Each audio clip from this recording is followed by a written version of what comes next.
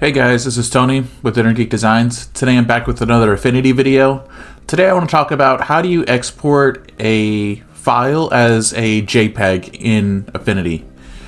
Exporting in Affinity is a little bit different than just hitting Control Save or Save As, so I want to also give you some tips about some cool features that are available while you're exporting, some faster ways to export as well.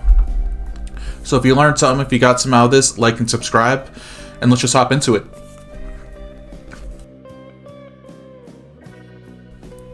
Alright, here we are in Affinity. I got my thumbnail that I made for a video recently.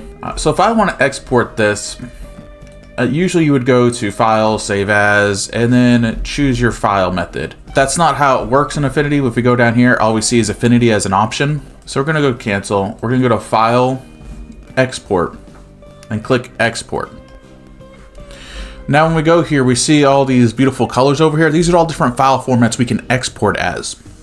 So for this one, we're going to choose JPEG. So we're going to have this selected. And as you see, there's already some presets made for some JPEG options. So we have quality, medium, low. If you're doing stuff for web, this would depend on like how much can I compress this image while also not losing the quality. Like see if we go to low, we see this gradient now has steps. But if we go to best quality, we can see that smoothed out. Or if we go to high, it's also there. Medium, we start seeing that stepping happening. This is just how JPEGs work. This is how JPEGs compress. If you've worked with JPEGs, you know that it has some good things. It has some bad things as well. So let's go over to some of these settings of what we're looking at. We have our width in pixels. We can lock our aspect ratio. We have our resampling. I always just kept it as bilinear.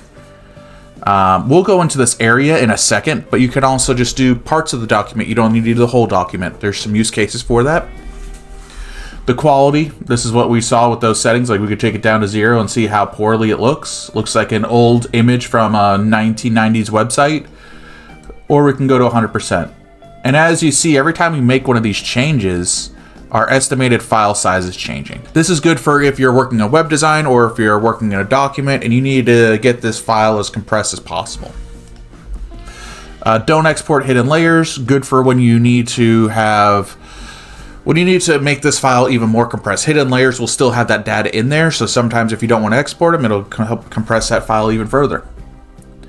Pixel format, I always keep this as use document. Matte, you can change this, so depending on like if you want to do a knockout or something, you can change what that matte color is. ISS profile, I always keep this as use documents.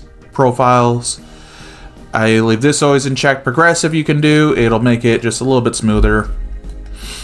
Progressive really makes it smoother, but also brings down the file size as well. So you convert clips to path, you can embed metadata, yada, yada, yada. And then you could export as well, and then it will save it for you. So let's go through one of the other settings. Let's select this skull. Now let's go back to our export window. Let's say I really liked how this looked, but I just really wanted this skull exported for another project I'm doing.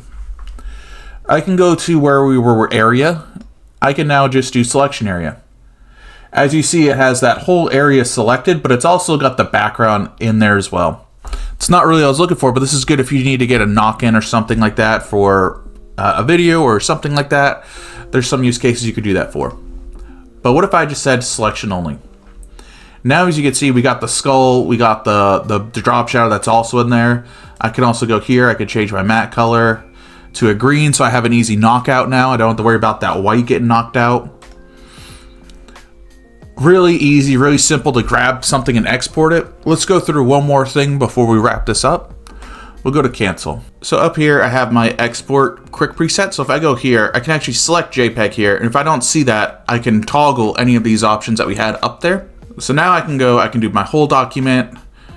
I can choose my best quality. I can have all these quick settings here so I can quickly export my JPEG here.